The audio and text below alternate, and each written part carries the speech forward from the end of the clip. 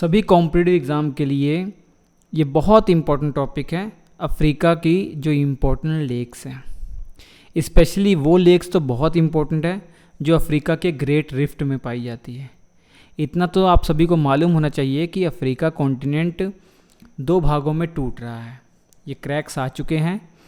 आज से लगभग कुछ लाखों वर्षों के बाद आप देखेंगे ये दो भागों में टूट जाएगा।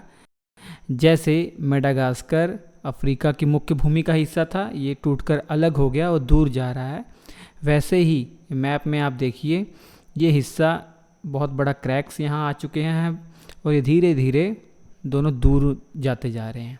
ये क्रैक्स क्यों आते हैं आप सभी ने पढ़ा होगा प्लेट टेक्टोनिक थ्योरी में, जो दो प्लेटें एक दूसरे से विपरीत दिशा में जा रही हैं, इस कारण से ये क्रैक्स आ रहे हैं। जब क्रैक्स आ रहे हैं इसमें पानी भर जाने के कारण लेक्स का निर्माण हो जा रहा है, तो बहुत सारी लेक्स इस रिफ्ट में पाई जाती हैं, वो भी हम पढ़ेंगे। तो एक सिरे से शुरू करते हैं। सबसे पहले इजिप्ट में चलते हैं। ये इजिप्ट देश जो है, ध्यान से देखिए, मिस्र जिसे आप कह सकते हैं, इसका ये छोटा सा हिस्सा देख रहे हैं, ये भी इजिप्ट का ही पार्ट है। और ये एक पेनिनसुला है, सिनाई पेनिनसुला।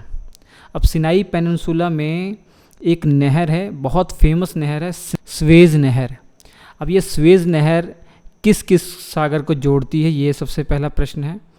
तो लाल सागर को भूमध्य सागर से जोड़ने का काम करती है, रेड सी को मेडिटेरियन सी के साथ जोड़ती है ये स्वेज नहर, स्वेज कैनाल। अब इस स्वेज कैनाल के रास्ते में 4 इम्पोर्टेंट लेक्स है, वो आपको पढ़ना है।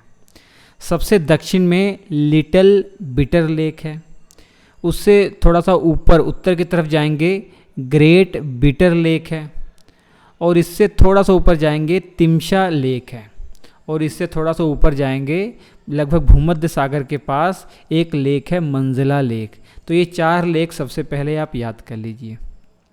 इसके बाद देखिए, मैंने आपको एक नदी बताई थी जो दुनिया की सबसे लंबी नदी है, नील नदी। अब नील नदी के रास्ते में भी एक लेक पड़ती है, नसीर लेक। इस नसीर लेक की खासियत ये है कि ये मैन मेड लेक है। ये इसका निर्माण क्यों हुआ है? इसका निर्माण आसवान डैम के बनने के कारण हुआ है। जब आसवान डैम बनेगा तो, या कोई भी डैम बनेगा नदी के ऊपर, तो एक रिजर्वॉयर बन जाता है, झील बन जाती है, लेक बन जाती है। वही ये लेक है नसीर लेक। मुख्य तौर पर तो इजिप्ट में है, थोड़ा सा इसका भाग सूडान में पड़ता है। तो ये लेक आप याद रखिए, मैन मेड लेक है, ठीक है। इसके बाद आप आइए, ये देखिए थोड़ा सा विक्टोरिया लेक को। विक्टोरिया लेक युगांडा और केन्या और तंजानिया इसके बॉर्डर पर स्थित है। भूमध्य रेखा यहीं से गुजरता है। और ये विक्टोरिया लेक की खासियत ये है, ये एक फ्रेश वाटर लेक है और दुनिया की दूसरी सबसे बड़ी फ्रेश वाटर लेक है। पहले नंबर पर सुपीरियर लेक है फ्रेश वाटर में, और दूसरे नंबर पर विक्टोरिया लेक है।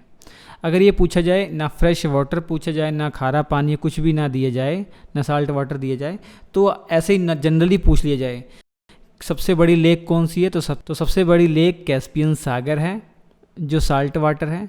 दूसरे नंबर पर सुपीरियर लेक है जो आपने नॉर्थ अमेरिका कॉन्टिनेंट पढ़ते हुए पढ़ी थी, यूएसए और कनाडा के बॉर्डर पर। और तीसरी ये विक्टोरिया लेक है, जो इंग्लैंड की क्वीन थी विक्टोरिया, उसी के नाम पर इसका नामकरण किया गया है। उसके बाद ये मैप में देखिए, ये जो हिस्सा है ना, ये ग्रेट रिफ्ट वाला हिस्सा है, ये दरार वाला हिस्सा है। तो आप अच्छे से देख रहे होंगे, जो विक्टोरिया लेक है ये ग्रेट रिफ्ट का हिस्सा नहीं है। सबसे पहली बात ये दिमाग में रख लीजिए, विक्टोरिया लेक ग्रेट रिफ्ट का हिस्सा नहीं है, मतलब महान भ्रंश घाटी का हिस्सा ये नहीं है। अब इस ग्रेट रिफ्ट पर कौन कौन सी लेक है, सबसे पहले ऊपर से शुरू करते हैं। ये एक देश है जिबूती। जिबूती के अंदर एक लेक है असल लेक। उसी के थोड़ा सा नीचे आएंगे, इथोपिया देश है। इथोपिया में एक झील है, टाना झील। ये टाना झील की खासियत ये है कि जो ब्लू नील नदी थी, ब्लू नाइल रिवर कह सकते हैं, उसका सोर्स है, यहीं से निकलती है। इसके बाद केन्या में आइए। केन्या में एक झील है टरकाना झील। तो टरकाना झील भी इस ग्रेट रिफ्ट का हिस्सा है। इसके बाद इसके बगल में जो दूसरी रिफ्ट है वहाँ पर देखिए एक एल्बर्ट लेक है, उसी के नीचे एडवर्ड लेक है। दोनों को एक साथ याद करिए। ये आपका DRC जो डेमोक्रेटिक रिपब्लिक ऑफ कॉन्गो और युगांडा के बॉर्डर पर है। ऊपर वाली एल्बर्ट लेक है। एल्बर्ट साहब ये विक्टोरिया के हस्बैंड थे, तो विक्टोरिया के बगल में ही लेक है। और एडवर्ड जो नीचे वाली लेक है, एडवर्ड आप देखेंगे विक्टोरिया के पुत्र थे। तो पूरी फैमिली यहीं पर देख रहे हैं आपको दिखाई दे रही होगी। तो एल्बर्ट लेक और एडवर्ड लेक ये दोनों आप याद रखिए। युगांडा में एक छोटा सा एक लेक है, कयोगा लेक। कौन सी लेक है? कयोगा लेक। लेकिन ये ग्रेट रिफ्ट का हिस्सा नहीं है। अब एडवर्ड लेक के नीचे आप आइए, डेमोक्रेटिक रिपब्लिक ऑफ कॉन्गो और रवांडा के बॉर्डर पर एक लेक है, लेक किव्यू। ये भी आप याद रखिए। इसके बाद देख रहे हैं एक बड़ी सी लेक है, दुनिया की सबसे लंबी फ्रेश वाटर लेक अगर पूछा जाएगा तो तंगनईका लेक आप बताएंगे। ये तंगनईका लेक मुख्य तौर पर आप देख रहे हैं किन किन देशों के बीच में है। एक तो आपका डेमोक्रेटिक रिपब्लिक ऑफ कॉन्गो, और ऊपर एक देश देखेंगे बुरुंडी, और इसके बगल में तंजानिया और नीचे ज़ाम्बिया। इन 4 देशों में अपने पंख फैलाए हुए हैं कौन सी लेक? तंगनईका लेक, जो दुनिया की लॉन्गेस्ट फ्रेश वाटर लेक है, याद रखिए। और इसी के बगल में ज़ाम्बिया और डेमोक्रेटिक रिपब्लिक ऑफ कॉन्गो के बीच में एक लेक है जिसका नाम है लेक मवेरू। ये भी इस ग्रेट रिफ्ट का हिस्सा नहीं है। और लेक मवेरू आपने पढ़ा होगा जब कॉन्गो रिवर के बारे में बताया था, यहाँ से भी एक धारा निकलती है। इसके बाद देखिए प्यारे बच्चों, तंजानिया में एक लेक है, लेक रुकवा। लेक रुकवा भी ग्रेट रिफ्ट का हिस्सा है। और नीचे एक देश है मालावी, देख रहे हैं, मालावी नाम से लेक भी है। ये मालावी लेक मालावी देश में भी है, तंजानिया में भी फैली हुई है और मोजाम्बिक में भी फैली हुई है। ये मालावी लेक, ये भी ग्रेट रिफ्ट का हिस्सा है। तो ये लेक्स जो मैंने आपको बताई, ये सभी ग्रेट रिफ्ट का हिस्सा है, ये दिमाग में रखिएगा। अब उसके बाद जिम्बाब्वे और ज़ाम्बिया, देख रहे हैं, ज़ाम्बिया और जिम्बाब्वे देश देख रहे हैं, इसके बीच में एक झील है, करीबा झील। इसको भी मैंने आपको पढ़ाया था जब मैं ज़ाम्बेज़ी नदी की बात कर रहा था। तो ज़ाम्बेज़ी नदी के रास्ते में है करीबा लेक। ये भी एक मैन मेड लेक है, इसको भी थोड़ा सा ध्यान दीजिए। उसके बाद एक लेक आप देखेंगे, चाड lake.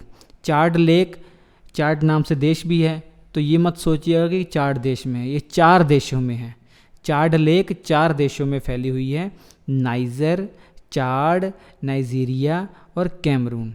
N1, N2, C1, C2 ये देश याद करना आसान हो जाएगा आपको, नाइजीरिया, नाइजर, चाड और कैमरून, ठीक है। और यहाँ पे घाना देश आप देख रहे हैं, वोल्टा लेक यहाँ पे स्थित है। वोल्टा नदी भी मैंने आपको बताई थी। तो ब्लैक वोल्टा, वाइट वोल्टा, रेड वोल्टा, तो उसी के रास्ते में ये लेक पड़ती है, वोल्टा लेक। तो इतनी लेक्स आपको अफ्रीका कॉन्टिनेंट में याद रखनी है, सब की सब इम्पोर्टेंट है। कंप्लीट वर्ल्ड ज्योग्राफी का कोर्स अगर आप सीक्वेंस से देखना चाह रहे हैं तो अभी डाउनलोड कीजिए श्री अड्डा एप्लीकेशन, वहाँ पर ये कोर्स अवेलेबल है।